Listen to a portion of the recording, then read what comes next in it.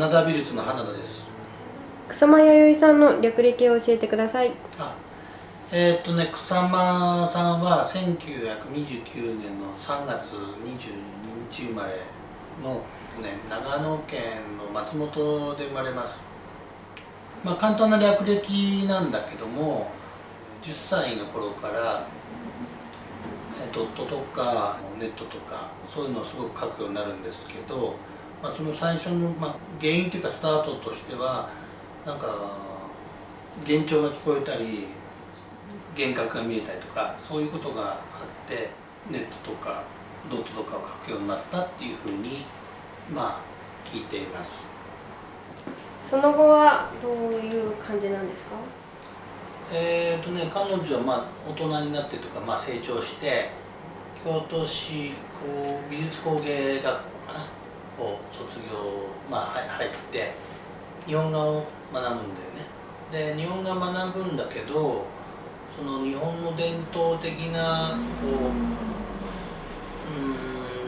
ことをなんとなく自分の中では受け入れられない面があって、卒業してからは松本にもう一度戻って制作活動を続けることになるんだよね。でその間も4回ぐらい東京でも個展とかを開いたり、そういうような活動をされてました。その後は日本でも活躍されていたんですか？27歳の時にニューヨークで、制作する場所を移動するんだけど、ニューヨークでハプニングとかね、草間ハプニングとか、そんな風に言われたりするような活動を、されてました。でその後彼女のパートナーのジョセフ・コーデルさんが1973年かなに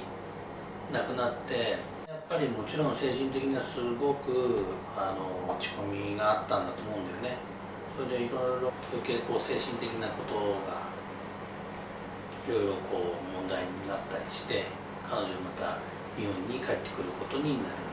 ます。その後の制作としてはどんな感じだったんですか？その後はね、日本に帰ってきてからニューヨーク時代の経験とかを生かしながら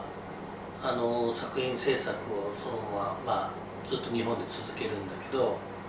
1993年にベネチア・ビエンナーレの日本館の、代表というかそういう形で参加することになるんだけれども、そこをきっかけとしてすごく評価が高まることになるんだよね。でルイ・ヴィトンとかともコラボしたりとか、企業とのコラボもそうだし、個展とかも大々的に行われるようになったり、それで人気もどんどん上がっていって、で2016年には日本の文化勲章も取られたり、そういう風になったりするんですよね。草間さんの作品の特徴を教えてください。草間さんは先ほども話したように幻聴とか幻覚とかそういうものに悩まされてて、それを自分の中で克服するというか、そういう中でドットとかネットとかそういうものを反復するようなものを書き続けることで自分なりに落ち着きを取り戻すというか、そういうふうなことをされてたんだよね。それの延長としてニューヨークに行ってからもネットを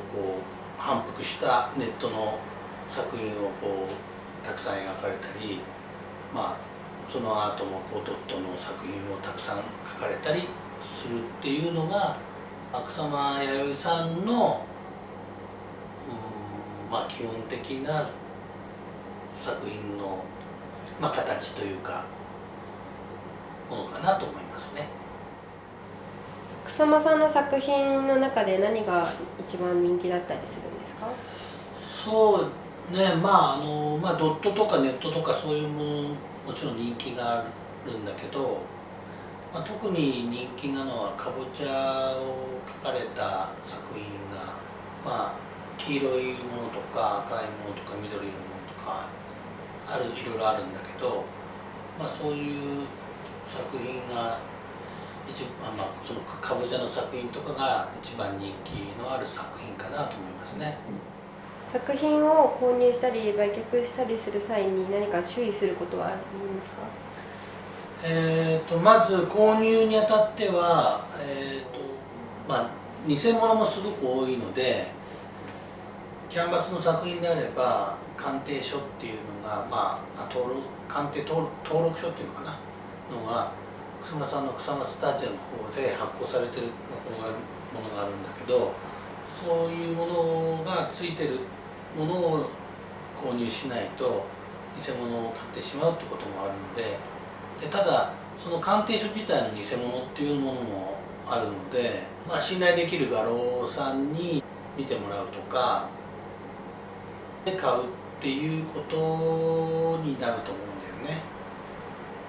版画の作品も、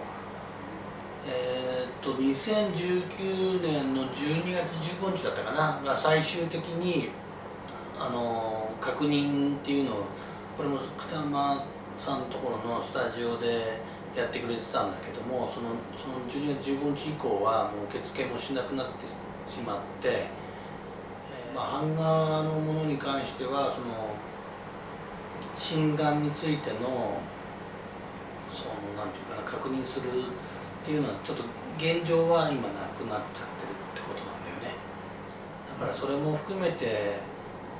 信頼できるところで購入するっていうことしか現状ないかなと思いますね。草間さんの作品を売却したいと思ってらっしゃる方に何かメッセージありますか？そうやっぱりそれぞれの信頼できる画廊さんで例えばオークションだとかいろんな価格の推移とかもきちっと説明してくれるところ、鑑定その登録証がない作品であればそういうことも、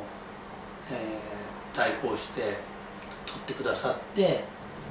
気軽にいろんなことも聞けるようなところで、値段だけじゃなくてね、この鑑定のこともそうだし、